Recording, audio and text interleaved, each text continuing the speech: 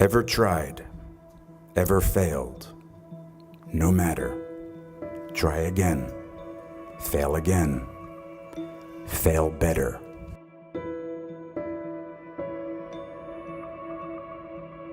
I had so many dreams of where I wanted to go, who I wanted to be, and what I wanted to do. Theater companies I wanted to start with classmates, movies I wanted to be in, directors I wanted to work with, stories I needed to tell.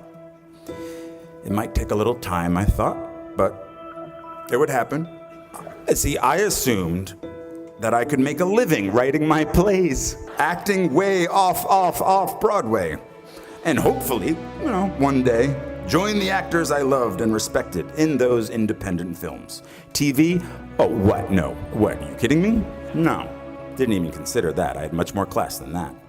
I packed the life that I knew with socks and a toothbrush into my backpack, and I slept on couch after couch after couch after couch at friends' apartments in New York until I wore out their rent-paying roommates' welcome. I didn't want a day job. I was an actor. I was a writer. I had to get a day job. I dusted pianos at a piano store on Ludlow Street for 5 months. I worked on the property of a Shakespeare scholar for a year, pulling weeds and removing bees' nests. I went on unemployment once, but not for long. I couldn't handle the guilt.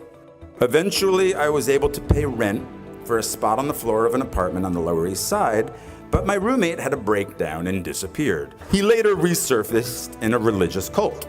I helped hang paintings at galleries, paintings that inspire you to think, I could do that. And then, finally, after 2 years of job and couch surfing, I got a job in application processing as a data enterer at a place called Professional Examination Services. And I stayed for 6 years, longer than my time at Bennington. From the age of 23 to 29. Well, they loved me there. I was funny. I wore black, no cape, no tights. I smoked in the loading docks with the guys from the mailroom, and we shared how hungover we all were. I called in sick almost every Friday because I was out late the night before. I hated that job, and I clung to that job. Because of that job, I could afford my own place. So I lived in Williamsburg, Brooklyn. Yeah, that's right, I lived in an industrial loft. My rent was $400 a month. My dream of running a theater company with my friend and fellow Bennington graduate Ian Bell had died. And the theater we lived in, it had no heat or hot water. We didn't smell very good, but we had our youth. The youth gets old very quickly. You'll see. So Ian moved out to Seattle, and I moved up the street to my loft. And I still didn't have heat. In 1993, industrial loft meant not legal to live there. But I did have hot water. Hot water in my bathroom, which a friend of mine using said bathroom once shouted, "It smells exactly like a summer camp in here." It was true. For some reason, in the middle of Brooklyn, there was earth in my shower. Actual earth. And then, oh look, mushrooms growing from the earth. But I was safe though. The Ideal Fire Control Company was right across the street where they make all the chemicals that put out chemical fires.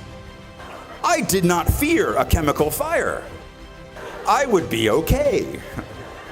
And all those chemicals in the air were okay too, because up the street we had the spice factory. They made spices.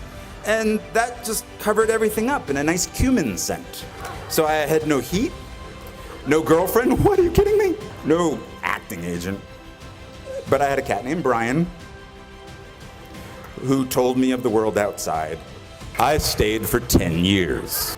When I was 29, I told myself the next acting job I get, no matter what it pays, I will, from now on, for better or worse, be a working actor.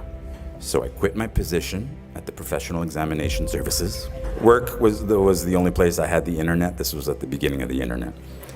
And now I didn't have either the internet or a cell phone or a job. But something good happened. I got a low-paying theater job in a play called Imperfect Love, which led to a film called 13 Moons with the same writer, which led to other roles, which led to other roles. And I've worked as an actor ever since. I didn't know that would happen. At 29, walking away from data processing, I was terrified. 10 years in a place without heat, 6 years at a job I felt stuck in. Maybe I was afraid of change. Are you? My parents didn't have much money, but they struggled to send me to the best schools. And one of the most important things they did for me is that once I graduated, I was on my own. Financially, it was my turn. But this made me very hungry. I couldn't be lazy. And so at 29, and at very long last, I was in the company of the actors and writers and directors I'd sought out that first year, that first day after school. Raise the rest of your life to meet you. Don't search for defining moments because they will never come. The moments that define you have already happened, and they will already happen again. Just try not to wait until, like me, you're 29 before you find it. And if you are, that's fine too. Some of us never find it. But you will. I promise you. You'll find your rhythm or continue the one you have already found.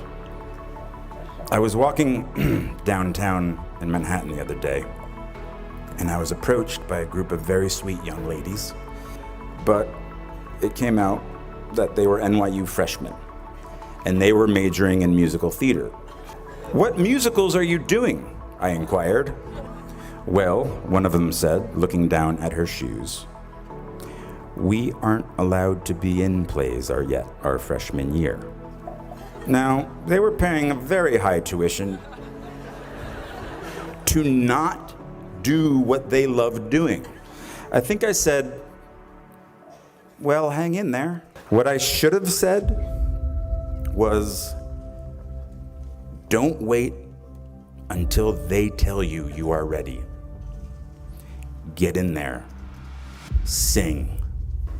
Now, I tell this story because the world might say you are not allowed to yet. I waited a long time out in the world before I gave myself permission to fail. Please, don't even bother asking. Don't bother telling the world you are ready. Show it. Do it. What did Beckett say? Ever tried, ever failed, no matter. Try again, fail again, fail better. The world is yours.